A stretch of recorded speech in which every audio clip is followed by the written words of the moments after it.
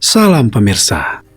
Pada malam tanggal 2 Agustus waktu setempat, ketika pesawat khusus Ketua Dewan Perwakilan Rakyat Amerika Serikat Nancy Pelosi mendarat di Taiwan, Washington Post hampir bersamaan menerbitkan artikel yang ditandatanganinya, "Mengapa saya memimpin delegasi Kongres ke Taiwan?" Dia mengatakan dalam artikel itu bahwa persatuan Amerika Serikat dan Taiwan sangat penting, dan ini berlaku untuk orang-orang Taiwan dan orang-orang Tiongkok daratan. Di bawah ini adalah isi artikelnya. Undang-Undang Hubungan Taiwan yang disahkan oleh Kongres Amerika Serikat dan kemudian ditandatangani menjadi undang-undang oleh Presiden Jimmy Carter hampir 43 tahun yang lalu adalah salah satu pilar terpenting kebijakan luar negeri Amerika Serikat di kawasan Asia Pasifik. Undang-Undang Hubungan Taiwan mengartikulasikan komitmen Amerika untuk Taiwan yang demokratis, menyediakan kerangka kerja ekonomi dan diplomatik untuk apa yang dengan cepat menjadi kemitraan kunci. Ini memupuk persahabatan yang mendalam berdasarkan kepentingan dan nilai bersama, penentuan nasib sendiri dan otonomi, demokrasi dan kebebasan, martabat manusia dan hak asasi manusia. Dalam undang-undang ini, Amerika Serikat dengan sungguh-sungguh bersumpah untuk membantu pertahanan Taiwan. Setiap upaya untuk menentukan masa depan Taiwan dengan cara yang tidak damai, semuanya merupakan ancaman bagi perdamaian dan keamanan kawasan Pasifik Barat dan merupakan ancaman serius, dan yang menimbulkan kekhawatiran Amerika Serikat. Hari ini, Amerika harus mengingat sumpah itu. Kita harus mendukung Taiwan, pulau yang tangguh. Taiwan memimpin dalam tata kelola, respons saat ini terhadap wabah COVID-19, advokasi untuk perlindungan lingkungan, dan aksi iklim. Taiwan juga merupakan pemimpin dalam perdamaian, keamanan, dan vitalitas ekonomi. Taiwan memiliki semangat kewirausahaan, budaya inovasi, dan kecakapan teknologi yang membuat iri dunia. Akan tetapi, sungguh merasakan bahwa Taiwan, negara demokrasi yang dinamis dan kuat, yang dinilai oleh Freedom House sebagai salah satu negara demokrasi paling bebas di dunia, dan dipimpin oleh seorang wanita, Tsai Ing-wen, kini berada di bawah ancaman. Ketegangan antara Beijing dan Taiwan telah meningkat tajam dalam beberapa tahun terakhir. Republik Rakyat Tiongkok mengintensifkan pelecehan terhadap pembom, jet tempur, dan pesawat pengintai di zona pertahanan udara di Taiwan, membuat Departemen Pertahanan Amerika Serikat menyimpulkan bahwa militer Tiongkok PKC mungkin sedang mempersiapkan kemungkinan untuk bersatu dengan kekuatan.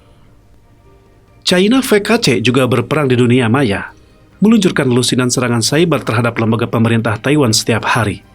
Pada saat yang sama, Beijing menekan Taiwan secara ekonomi, menekan perusahaan global untuk memutuskan hubungan dengan Taiwan, dan mengintimidasi negara-negara yang bekerja sama dengan Taiwan sambil membatasi turis Cina ke Taiwan. Dalam menghadapi agresi yang dipercepat oleh Partai Komunis Tiongkok, kunjungan delegasi Kongres kita ini harus dilihat sebagai pernyataan yang jelas bahwa Amerika Serikat berdiri bersama mitra demokrasi kita, Taiwan, dalam membela diri kita sendiri dan kebebasan kita. Kunjungan kami sebagai salah satu dari beberapa delegasi Kongres untuk mengunjungi Taiwan sama sekali tidak bertentangan dengan kebijakan satu Cina yang telah lama dipegang Amerika Serikat, yang didasarkan pada Undang-Undang Hubungan Taiwan tahun 1979, komunike bersama Amerika Serikat Cina, dan 6 jaminan sebagai pedoman. Amerika Serikat terus menentang perubahan sepihak terhadap status quo oleh salah satu pihak. Kunjungan kami adalah bagian dari tur Pasifik, termasuk Singapura, Malaysia, Korea Selatan, dan Jepang, di mana kami akan fokus pada keamanan bersama, kemitraan ekonomi, dan pemerintahan yang demokratis. Diskusi kami dengan mitra Taiwan, kami akan fokus pada penegasan kembali dukungan kami untuk Taiwan dan bagaimana memajukan kepentingan bersama kami, termasuk memajukan Indo-Pasifik yang bebas dan terbuka. Saat ini, solidaritas Amerika dengan Taiwan lebih penting dari sebelumnya, tidak hanya bagi 23 juta orang di pulau itu, tetapi juga bagi jutaan orang yang tertindas dan terancam oleh PKC. 30 tahun yang lalu, ketika saya melakukan perjalanan ke lapangan Tiananmen di Tiongkok sebagai delegasi Kongres Amerika Serikat, kami membentangkan spanduk hitam putih yang bertuliskan, "Untuk mereka yang mati demi demokrasi Tiongkok." Polisi berseragam mengejar kami saat kami meninggalkan alun-alun. Sejak itu, catatan hak asasi manusia Beijing yang buruk dan pengabaian terhadap aturan hukum terus berlanjut ketika Xi memperketat cengkeramannya pada kekuasaan. Tindakan keras PKC terhadap kebebasan politik dan hak asasi manusia di Hong Kong, bahkan penangkapan Kardinal Katolik Chen Rizun, membuang janji satu negara dua sistem ke tempat sampah. Di Tibet, PKC telah lama memimpin kampanye untuk melenyapkan bahasa, budaya, agama, dan identitas rakyat Tibet.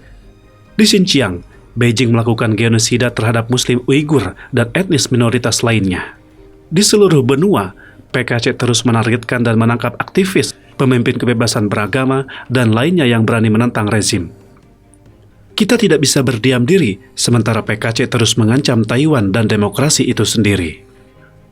Faktanya, kunjungan kami datang pada saat dunia sedang memilih antara otokrasi dan demokrasi. Ribuan orang tak berdosa, termasuk anak-anak, tewas saat Rusia melancarkan perang ilegal yang direncanakan melawan Ukraina. Amerika Serikat dan sekutu kita harus menjelaskan bahwa kita tidak akan pernah tunduk pada seorang diktator. Ketika saya memimpin delegasi Kongres ke Kiev pada bulan April, kunjungan tingkat tertinggi Amerika Serikat ke Ukraina yang terkepung, saya menyampaikan kekaguman saya pada Presiden Zelensky karena membela demokrasi di Ukraina dan dunia. Dengan kunjungan ke Taiwan ini, kami menyampaikan komitmen Amerika terhadap demokrasi, menegaskan kembali perlunya menghormati kebebasan Taiwan dan semua negara demokrasi. Sampai di sini dahulu pembahasan kita hari ini. Terima kasih atas perhatian Anda.